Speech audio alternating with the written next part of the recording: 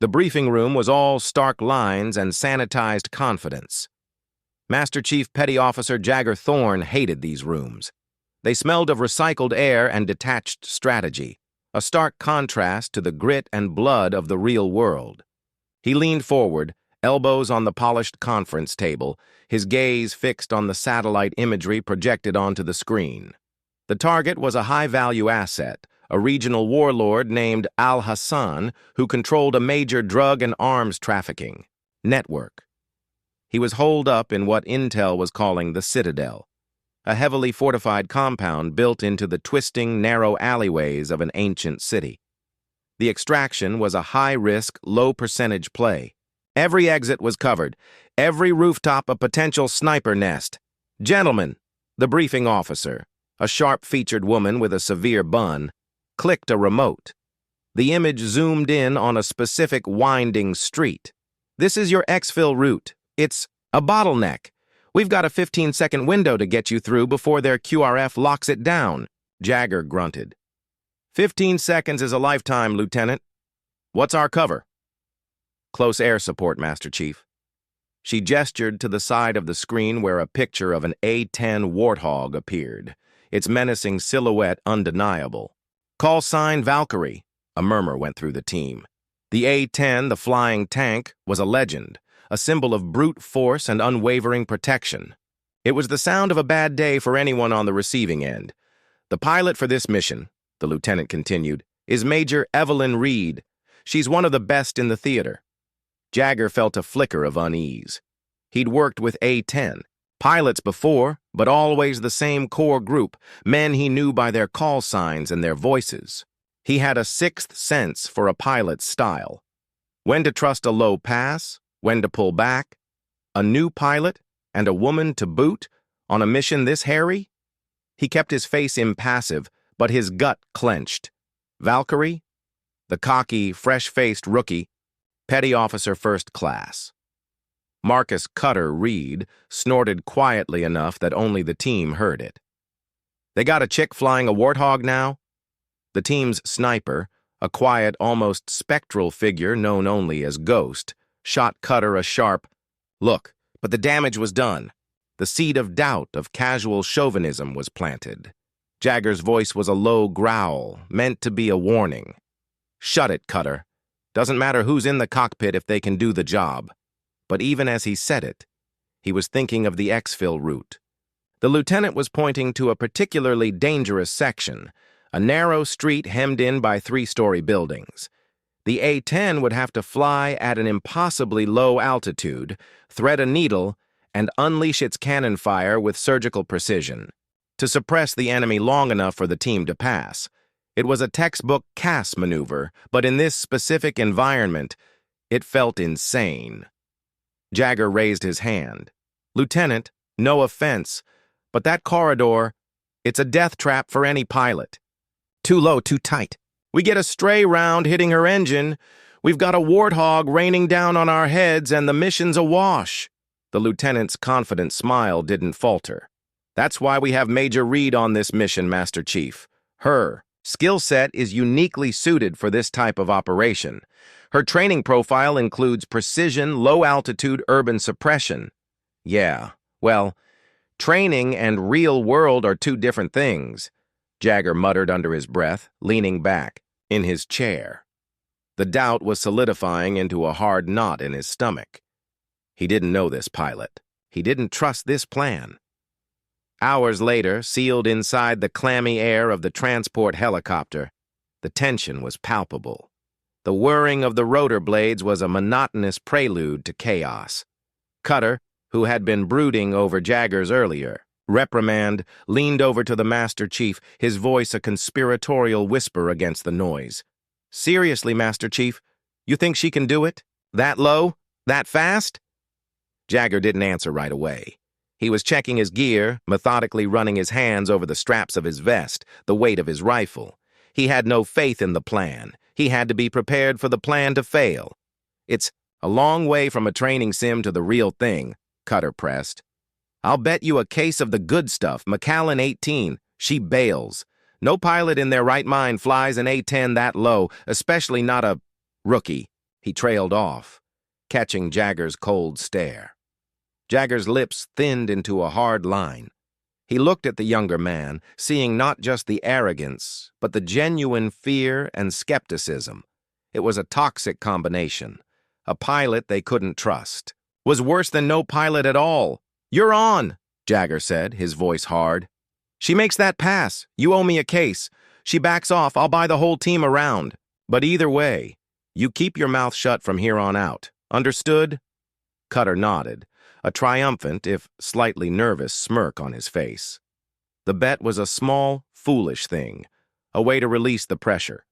But it was also a concrete measure of the team's doubt. They were betting against their own air support. The drop was textbook. They hit the LZ and moved like ghosts through the pre-dawn shadows. The city was silent, but the silence felt like a coiled snake, ready to strike. It didn't take long. They found the HVT's compound, and the moment they breached the perimeter, all hell broke loose. The intel was wrong. Al-Hassan was expecting them. The enemy fire wasn't a patrol. It was a hornet's nest, a well-prepared ambush. A barrage of AK-47 fire erupted from multiple rooftops, pinning them down in the courtyard. The extraction window was closing fast. Jagger's radio crackled. "Ground, this is Valkyrie. What's your status? I'm on station, ready to engage." The voice was clear, calm, and maddeningly professional. It was the sound of a pilot who didn't know the chaos they were in. "Valkyrie." "This is ground!" Jagger's voice was strained, his team hunkered behind a low stone wall. "We're compromised. Heavy contact. We need that pass now." "Roger that, ground. Copy, you need the low pass." "I'm inbound." "Ground to Valkyrie, I repeat. This is a hot LZ. You need to be fast, and you need to be low. The enemy is in the second and third stories on the western side of the street. I need that gun run right on the rooftops." There was a moment of silence, a single critical second where the world seemed to hold its breath. Then, the calm voice of Major Reed cut through the static. "Ground, this is Valkyrie. Be advised. I am on my final approach. I'll make it count." Jagger heard the words, and his heart hammered against his ribs. He looked up, not at his team, but at the sky, a thin slit of violet just before dawn. He saw it then, a tiny speck of a jet, still distant, but coming in low, too low. His initial skepticism, his long-held trust in experience and instinct, now warred with a new, unwelcome feeling, a sliver of fear. He had made the bet, and he didn't know if he wanted to win or lose. The roar was not a sound. It was a physical force, a concussive wave that slammed into Jagger and his team, rattling their teeth and stealing their breath. The air screamed as the A-10, a dark blur of metal and fury, hurtled down the narrow street. It wasn't flying over them, it was flying with them, a terrifying guardian angel skimming the very tops of the buildings. Cutter was right. No sane pilot would do this, but this pilot was not sane. She was simply exceptional. The distinctive growl of the GAU-8 Avenger cannon ripped through the air, a sound like a million-ton beast clearing its throat. It was a chainsaw made of lead, a relentless, earth-shaking chatter that tore through the night. A storm of depleted uranium shells shredded the rooftops where the snipers had been, turning ancient stone and clay into dust and shrapnel. The thunderous assault lasted only a few seconds, but it was enough. The enemy fire, which had been a constant barrage, simply ceased, replaced by the hiss of falling debris and a stunned, deafening silence. Jagger's ears were ringing. He pushed himself up from behind the low stone wall, his eyes wide with a mix of shock and grudging awe. He looked at Cutter, whose face was pale, his jaw hanging open. All the bravado, the casual arrogance, was gone. Cutter's lips were moving, but no sound came out. Jagger's voice was hoarse as he keyed his radio. "Valkyrie, this is ground. Holy, you're good. Target neutralized." I say again, target neutralized. The pilot's voice, a calm island in a sea of chaos, came back. Copy, ground. Providing cover for exfil. Time is ticking. Get out of there. Jagger didn't need to be told twice. He snapped back to his senses, the instinct of command taking over. All right, let's move. Double time. He gestured to the street, now a smoking crater of a war zone. Ghost, you got eyes on the exfil route? Anyone? Ghost, the team's silent sniper, was already in position on a small ledge, his rifle scanning the area. Looks clear, Master Chief, but it won't last. They'll be coming. The team moved like a single practiced organism, racing down the street, their boots crunching on the pulverized earth and plaster. They were a single team now, their doubt about their air support burned away by the raw, unadulterated power of that pass. Up in the cockpit of the A-10, Major Evelyn Reed felt the rush of adrenaline, the kind of fierce, focused high that came from a perfectly executed maneuver. She'd pulled back on the stick just in time, the wheels of her jet a hair's breadth from scraping the roof tiles. She knew the risk. The briefing had been clear. A pilot who went that low could get hit by return fire or worse, clip a building and crash, taking the entire team with them. But she'd seen the geometry of the situation, the desperation in Jagger's voice. She'd made a judgment call and flown the way she knew she could. Her co-pilot, a young, nervous-looking officer named Lieutenant Williams, was still breathing heavily. Major, are you insane? You almost put us in a blender. We were 2 feet. From those buildings. Evelyn, or Valkyrie, as she was known in the air, didn't even look at him. She was already scanning her instruments, her hands flying over the controls. We had to suppress them from the rooftops, Williams. Standard altitude wasn't going to cut it. Don't worry, the training wheels are off now. That was the easy part. Williams swallowed hard, a fresh wave of anxiety washing over him. The easy part. Back on the ground, the SEALs reached the extraction point, a small open square where a different kind of horror awaited them. They were not alone. Al-Hassan and his men were there, and they weren't waiting to be extracted. They were waiting to be executed. Jagger's heart sank. This wasn't an exfil point. It was a kill box. The intel was wrong, and they had walked right into it. Ambush! He roared, and the team dove for cover as a storm of gunfire erupted from all sides. They were caught, trapped between a rock and a hard place. The QRF was still inbound, but now it was a race to the death. Jagger keyed his radio, his voice strained and desperate. Valkyrie, this is ground. We're compromised. Exfil point is a kill box. We need another pass. We can't get out. There was a moment of silence from Valkyrie's end. Then a cool, calm voice cut through the static. Ground, this is Valkyrie. Be advised, I am on my final approach, and I'm going to make this one count. The last sentence was a promise and a threat all rolled into one. The promise of salvation, the threat of a spectacular, fiery death. Jagger knew what she was going to do. She was going to do the impossible again. But this time, it felt like a suicide run. He could only hope that the woman flying that jet was as good as she said she was. He saw the tiny speck of a jet again, coming in low, impossibly low. He could see the wings of the A-10 almost brush the top of the buildings. It was a repeat of the first pass, but this time, it felt different. This time, he was ready to watch, his heart hammering against his ribs. He had made the bet, and he didn't know if he wanted to win or lose. He was ready to find out. The A-10's cannon barked, a sound of divine wrath echoing through the city. A storm of depleted uranium shells tore through the enemy, creating a maelstrom of dust, rock, and shredded flesh. The gunfire stopped, and the SEALs, a small island of order in a sea of chaos, began to fight back. The extraction was a near thing. They were all wounded, but alive.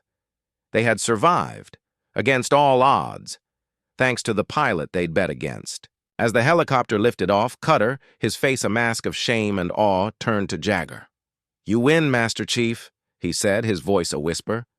"You win." Jagger just nodded, his gaze fixed on the retreating city. He knew what he had to do. He had to meet this woman, this Major Evelyn Reed. He had to shake her hand, look her in the eye, and thank her for saving his life. He had to tell her that he was wrong. The decompression was a slow, agonizing process. Back at the forward operating base, the sterile smell of disinfectant in the medical bay replaced the acrid scent of gunpowder. Wounds were dressed, stitches were sewn, and the adrenaline that had fueled them through the night began to recede, leaving behind a profound, bone-deep exhaustion. The quiet hum of the air conditioning was a stark contrast to the cacophony of the kill box they'd just escaped. Jagger sat on the edge of his bunk, stripping his gear. The weight of the mission, the near-fatal ambush, and the sheer audacity of Valkyrie's flyover weighed on him. He hadn't just been saved, he'd been humbled. His professional arrogance, his unshakable belief in his own judgment, had been proven wrong by a pilot he'd never met. He was a master of the ground, but he had just witnessed a master of the air. A light knock on the door pulled him from his thoughts. It was Cutter, holding a bottle in his hand. It was a dark, square bottle, the label unmistakable even from a distance. Macallan A-10. The good stuff. The bottle looked like a peace offering, a surrender, a public admission of a foolish mistake. Cutter didn't say a word. He just walked over, placed the bottle on the small metal desk, and stood there, his hands at his sides, his gaze fixed on the floor. His youthful arrogance was gone, replaced by a quiet, mortified respect. Jagger picked up the bottle, its cool glass a solid comfort in his hand. He looked at Cutter, and for the first time since the mission began, he saw past the cocky exterior to the good man beneath. "You were wrong," Jagger said simply, his voice low and without triumph. "Yeah, Master Chief. I was. I'll make sure to get the whole team a case next payday." Cutter's voice was a whisper, filled with a shame that was almost palpable. He'd learned a brutal lesson, and it had been paid for in blood and fear. "No," Jagger said, shaking his head. He placed the bottle back on the desk. "This one's for me. The rest of the team will have to settle for beer. The next time you want to bet on someone's life, you better be damn sure you know what you're talking about. You understand?" Cutter nodded, a silent acknowledgement of the new, unspoken understanding between them. The bet was over, and the lesson had been learned. Later that afternoon, a junior officer found Jagger and told him that Major Evelyn Reed wanted to meet with him in the debriefing room.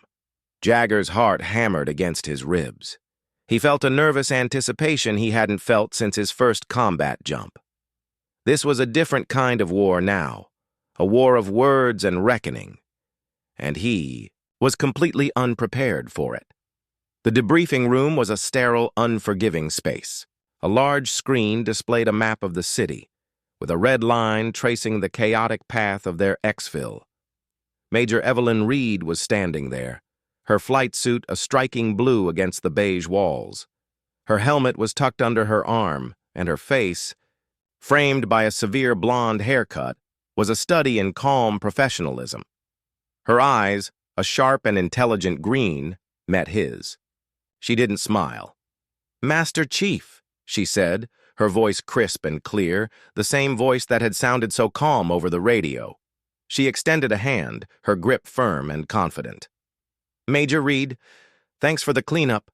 Jagger shook her hand, his own calloused palm feeling rough against hers. He felt a profound sense of inadequacy. He was a man of action, a man of blunt, direct force. He didn't know what to say to this woman, this exceptional pilot who had saved his life with an act of pure, unadulterated skill. "Major," he began, his voice rough, "there's no cleanup about it. You saved my team. You saved my life. I don't know what to say."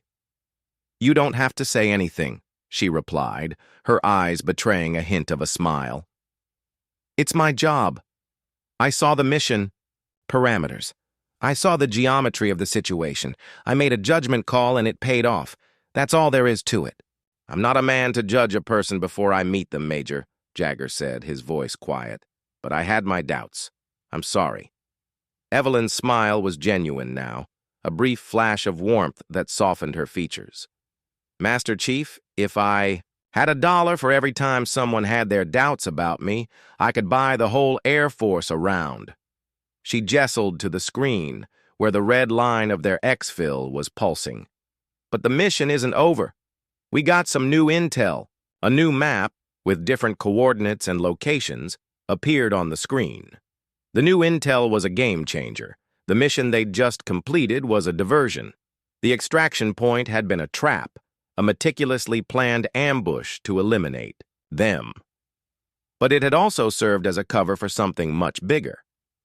Al-Hassan was not the warlord we thought he was, Evelyn explained, her voice all business again. He was a middle manager, a pawn. His entire network was just a smokescreen for a much larger, more sinister operation. Jagger's blood ran cold. He had felt it, that sense of wrongness, of a larger unseen hand at play. His instincts were screaming that there was a bigger picture at work. What kind of operation? He asked, his voice a low growl. Intel believes they've developed a new kind of weapon, Evelyn said, her voice dropping a little.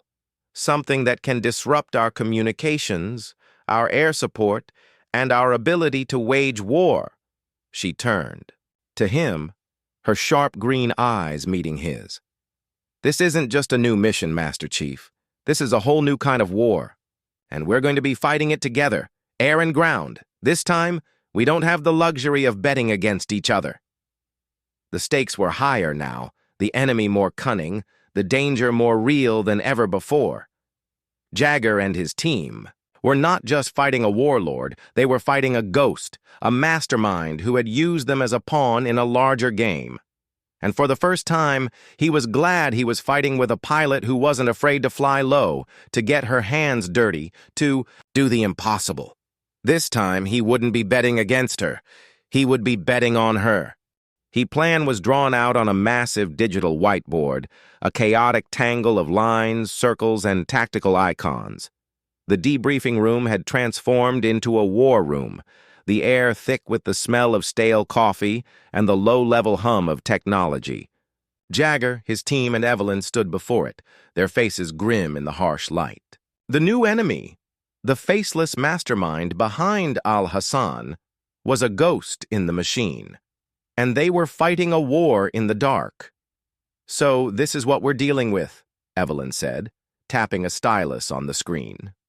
A new icon appeared, a small, menacing red circle in the heart of a different city, a sprawling modern metropolis full of glass and steel.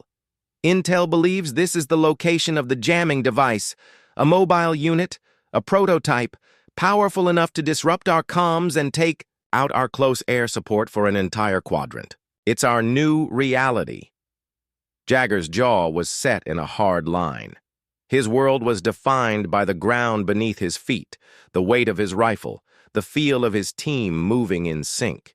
An enemy that could take away their eyes and ears, that could strip them of their most vital lifeline, was a new and terrifying threat. This changes everything, he said, his voice a low growl. Without comms, without you. Then we have to get to the device before it goes live, Evelyn finished for him, her eyes sharp and focused. We have a small window. It's mobile, but it needs a power source to charge. We've found a possible location.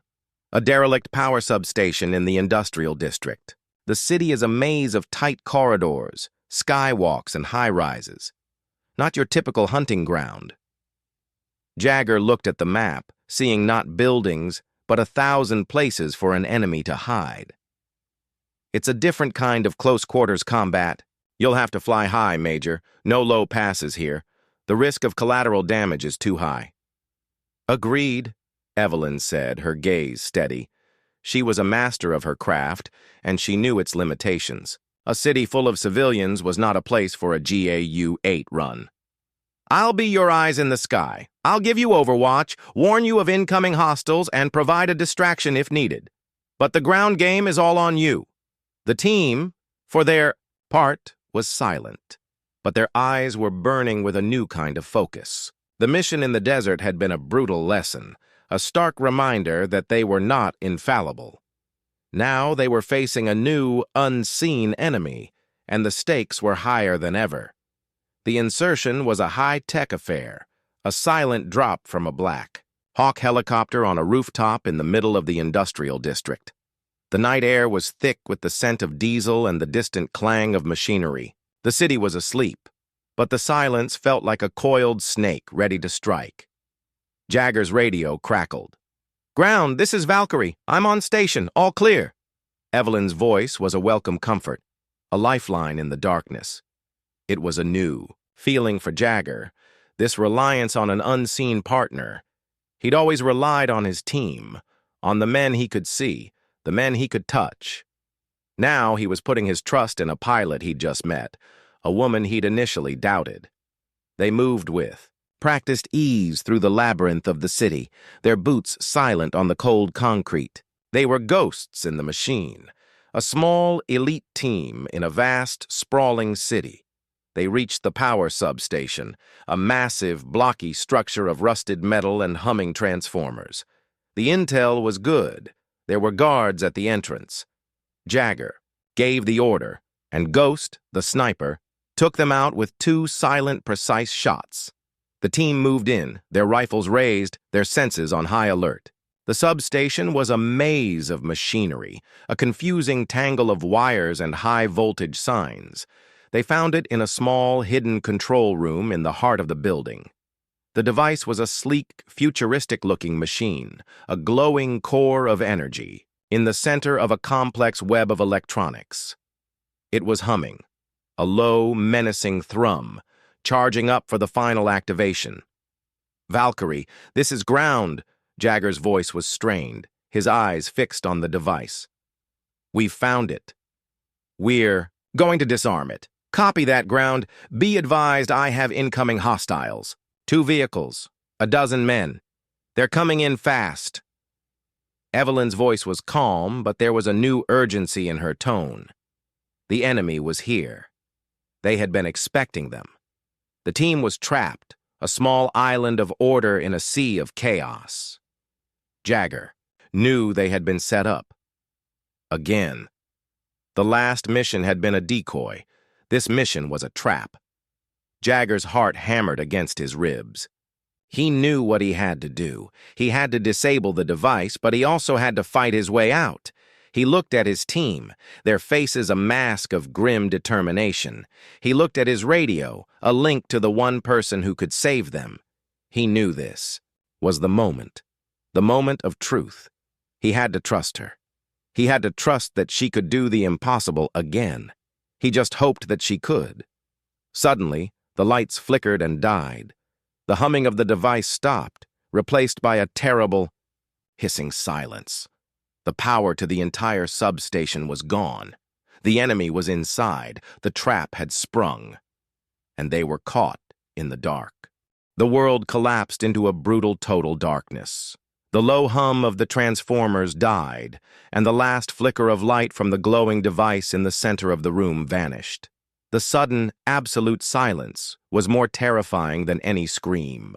For a split second, the SEALs were blind, deaf, and alone. "Hold!"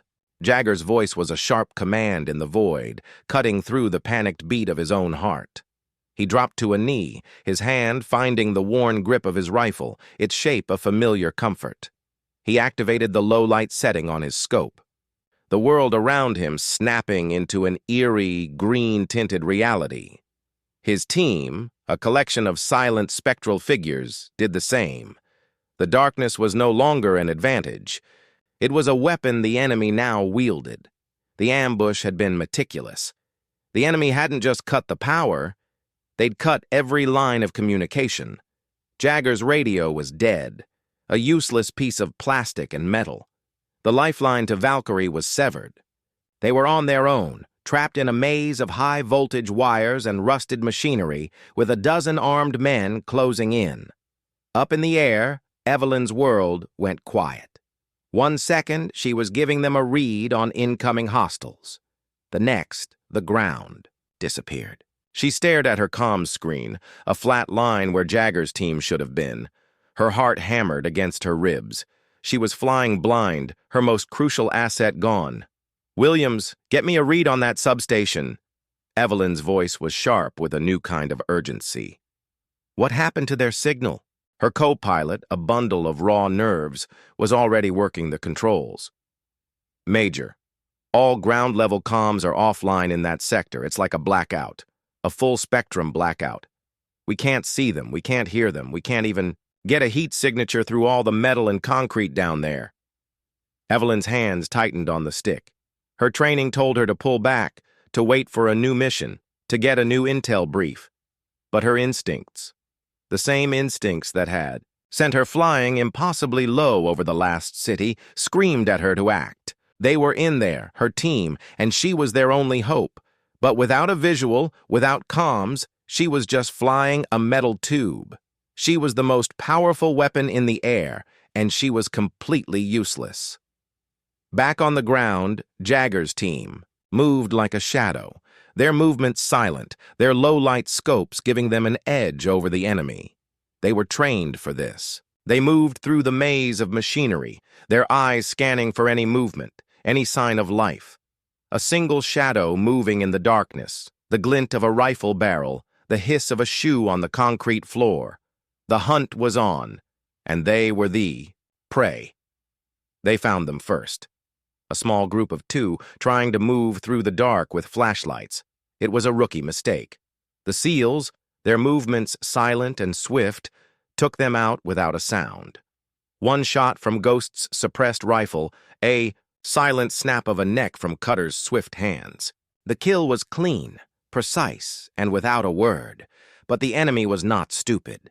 They were well-trained, disciplined, they adapted, they cut the power for a reason. They began to use the darkness against the SEALs, herding them towards the center of the substation, towards a kill zone. Jagger knew what they were doing. He could feel it in his gut, the cold logic of the trap. They were being funneled into a room, a small space with no way out. The enemy was forcing their hand. He looked at his team, their faces a grim mask of resolve. They were ready to die, but not without a fight. "They're boxing us in," he whispered, his voice a low growl. "They're trying to force us into the control room. We're not going that way." He pointed to a small, narrow pipe that ran along the top of the substation wall, a perilous path through a maze of live wires. "That's our way out. Cutter, you first." Cutter, his earlier arrogance a distant memory, nodded without hesitation. He scrambled up the wall, moving with a practiced ease, his body a silent shadow against the concrete. The rest of the team followed, their movements careful, their senses on high alert. They were inches from escaping the kill zone when it happened. A single shot rang out, its sound deafening in the silence. It wasn't aimed at them. It was aimed at the pipe Cutter was holding on to. The pipe, a crucial piece of infrastructure, exploded in a shower of sparks and smoke. The sound was a shockwave, a physical blow that sent the team tumbling to the ground, and with that single shot, the trap was sprung. The enemy now knew exactly where they were. They were trapped in the dark, surrounded, and they had just lost. Their only path to freedom. Jagger looked up, his eyes meeting Cutter's. A silent understanding passed between them. The bet was gone, and so was their hope. Just as he was about to give the order for them to make their last stand, a single, clear, defiant voice echoed over the comms. A voice that was both a promise and a threat, cutting through the static, like a lightning bolt. It was Valkyrie, and she was coming in low.